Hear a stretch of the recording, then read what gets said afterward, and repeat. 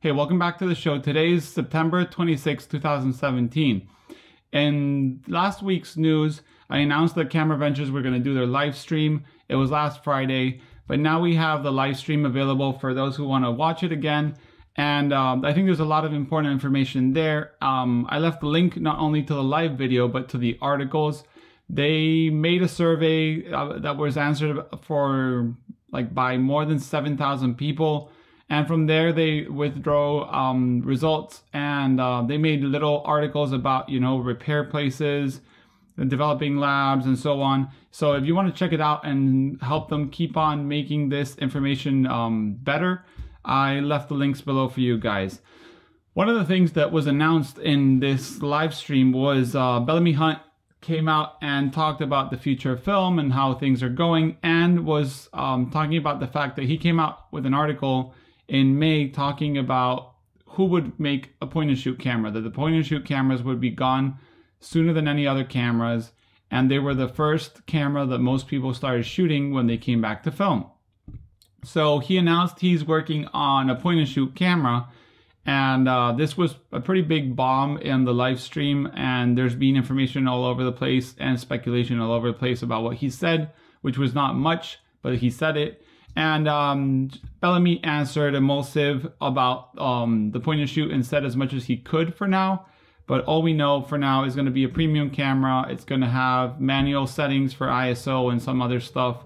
And if you want to check it out, you have the interview down below for Emulsive. And you can know about this point and shoot.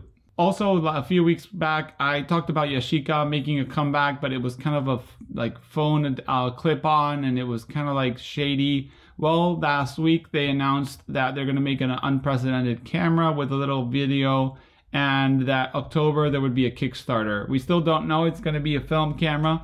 Hopefully it will, but Yashica is no longer owned by the people that started it, so we don't know which path they might go. They might use their name to make a digital camera. They might use the name to make what they used to make, which was very good film cameras and very affordable. Also on the Kickstarter, there was a campaign that I had talked about, which was the Biotar 75 1.5 that was successful on Kickstarter not long ago, like a month ago, and they raised $500,000.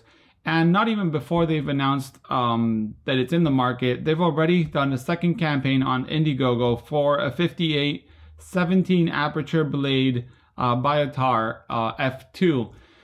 I don't like to be a little pessimistic, but I would be aware that the Kickstarter was fully funded. They're working on it, or so they say. And now they announced a second campaign, but on Indiegogo, for this 58. Indiegogo has different ways to get your crowdfunding, and sometimes it's you don't have to reach all to get all. So without releasing a first product, they're already releasing a second campaign, and I would just make sure you think this company is trustworthy. Don't put your money first and then think, oh wait, maybe it didn't really come out with any products yet, and maybe it's worth waiting. I'm not saying this because I think they're going to scam people, but I just think people should be aware that they still haven't delivered this 75 millimeters, and they're already opening a second campaign on Indiegogo. I haven't checked it if it's one of those reach your goal, you get the money, or you don't reach the goal, you don't get the money.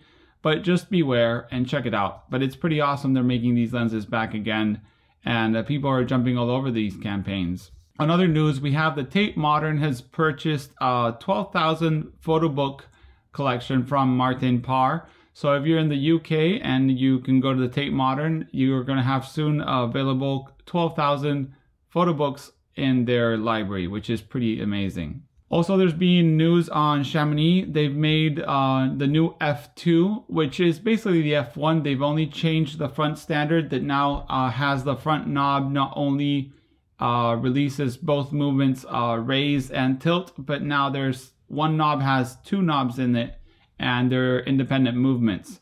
So this hasn't been announced yet, but I'll leave those pictures so you can check it out. And they're already shipping some cameras out of the factory. Also in the large format market, we have Bomm, which I talked about before. They have their new LF 40x5 Mark II.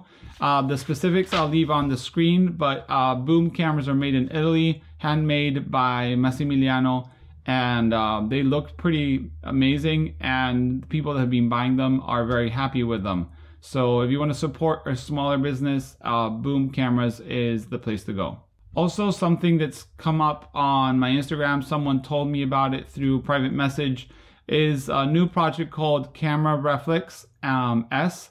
And there's not much information. I left the link below, but it's going to be a new film reflex camera, and it's going to be coming out soon. So if you're excited like I am to see more details, I would check their Instagram and their website, and as soon as there's more information, I'll let you guys know. Also, there's been updates on the Jollylook campaign from Kickstarter.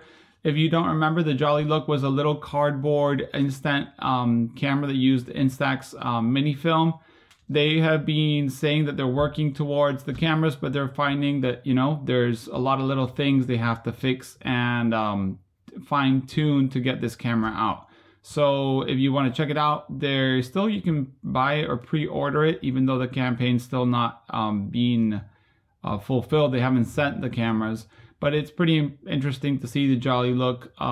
They did really well on Kickstarter a while back. And something that's not maybe news, but I think is interesting, and one of my viewers sent me, it's this thing called Rezivot, and it's a Japanese company, I think, that makes film backs for medium format, large format. They had an unsuccessful Kickstarter, which they were selling conversions for Polaroid 110 for 4x5, and they also have a few pictures on their Facebook and website of using Instax backs for medium format cameras like the Hasselblad and so forth. So if you want to have a solution, you might want to check it out and contact them. I haven't been able yet, but if I have any more information, I'll let you know. Well, that's it for this week. As always, thanks for watching. If you have any information, send me an email to the email below. See you next week.